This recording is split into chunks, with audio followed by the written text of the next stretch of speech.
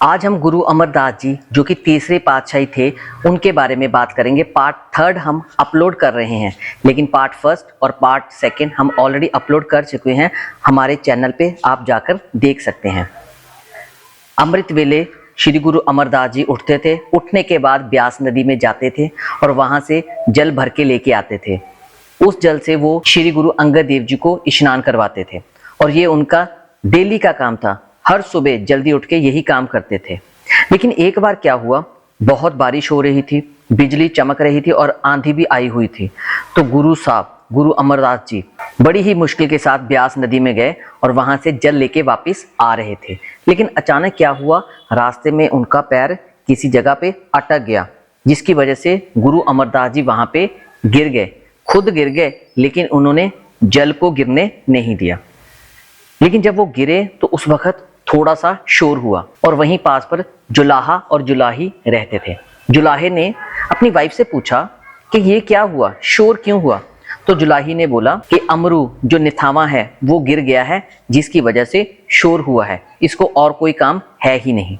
ये बात गुरु अमरदास जी ने सुन ली और उन्होंने बोला, झल्लिए मैं निथावा कैसे हो सकता हूँ, मेरे तो गुरु श्री गुरु अंगद देव जी हैं, मैं निथावा हो ही नहीं सकता। लेकिन ये बात कहने के बाद श्री गुरु अमरदास जी वहां से चले गए। उन्होंने एक वर्ड यूज किया था, झल्ली। झल्ली का मतलब पागल। और इतिहासकारों के अनुसार बताया जाता है कि उसके बाद वो औरत पागल होगी। वो अपने हस्बैंड जो जुलाहा था उसको गालियां देने लग पड़ी, मंदा चंगा बोलने लग पड़ी और उसका घरवाला बहुत ही ज्यादा परेशान हो गया।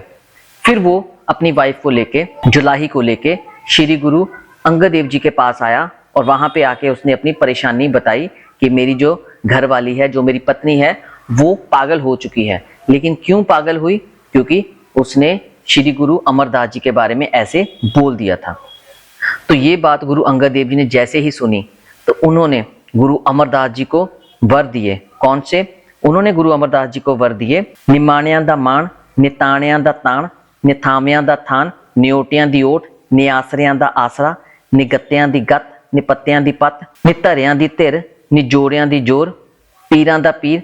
ऐसे वर देके गुरु अमरदास जी के सर पे एक मंडासा बांध दिया, एक कपड़ा बांध दिया। और गुरु अमरदास जी ने वो कपड़ा नहीं उतारा, सालों साल ऐसे ही रखा और जब भी कोई नया कपड़ा मिलता वो उसी के ऊपर अपने सिर पे बांधते रहते। फिर 1 माघ सम्मत 1609 विक्रमी को श्री गुरु अंगद देव जी ने श्री गुरु अमरदास जी को गुरियाई दे दी, उनको तीसरे पातशाह बना दिया।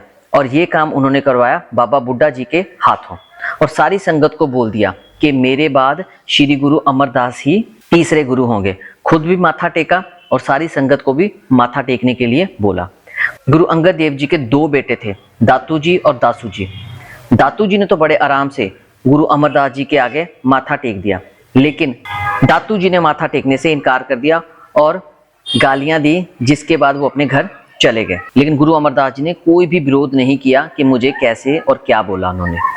फिर गुरु अमरदास जी गोविंदवाल साहिब चले गए और वहां पे जाके सिक्खी का प्रचार करना था। लेकिन जैसे ही गोविंदवाल साहब जाने लगे तो उन्होंने गुरु अंगद देव जी की तरफ फेस किया और पीछे को चलते गए, पीछे को चलते ही गए। गोविंदवाल साहब जाके वो एकांत में बैठ गए, किसी से बात नहीं कर रहे थे।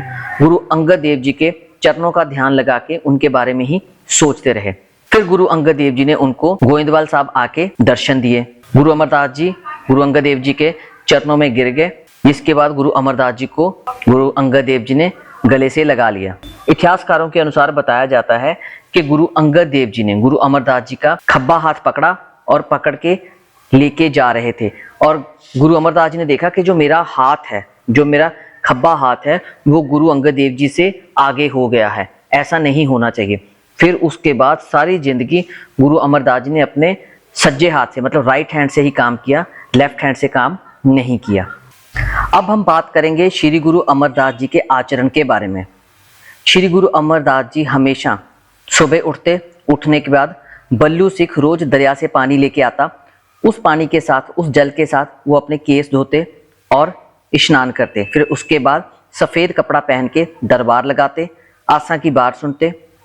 आसा की बात सुनने के बाद वो सिखों को उपदेश देते थे। जो लोड वाला आता, जिसको कोई जरूरत होती, किसी चीज की रिक्वायरमेंट होती, तो उसकी वो रिक्वायरमेंट पूरी करते। गरीब लोगों की बात वो पहले सुनते थे लेकिन जो अमीर है उनकी बात वो बाद में सुनते थे। गुरु अमरदास जी का एक हुक्म होता था, जो भी मुझे मिलना चाहता है उसको पहले लंगर छकना होगा, लंगर छकने के बाद ही वो मेरे से मिल सकता है, भले वो बादशाह हो या कोई कंगाल हो। लंगर छकेगा, छकने के बाद ही मेरे से मिलेगा। उनके लंगर में 36 प्रकार के भोजन बनते थे, मतलब बहुत ही बढ़िया भोजन तैयार किया जाता था रसोई के अंदर। लेकिन वो खुद जो खाना खाते थे वो अलूना उगरा ही खाते थे। अलूना उगरा का मतलब जिसमें नमक नहीं होता, बिना नमक वाला वो खाना खाते थे। इतिहासकारों के अनुसार बताया जाता है कि जितना भी खाना बनता था वो शाम के वक्त लंगर में बरता देते और जो बच जाता वो गरीबों में बांट देते। लेकिन उसके अलावा भी अगर बचता था वो डंगरों को डाल देते, गाय भैंस को डाल देते, और भी अगर बचा होता तो वो पंछियों को डाल देते। मतलब रात के वक्त वो खाली हाथ ही सो जाते थे। ये भी बताया जाता है कि वो हमेशा भजन करते, तप करते, लेकिन ये करने के लिए उन्होंने क्या कर रखा था, एक किल्ली गाड़ रखी थी छत में, जिसको उन्होंने पकड़ रखा था। सारा दिन वो जप करते थे उसी किल्ली को पकड़ के, कभी भी बेड के ऊपर नहीं सोए थे।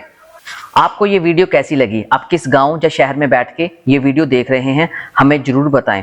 जल्दी ही 1 या 2 दिन के अंदर ही पार्ट 4 भी हम अपलोड करेंगे।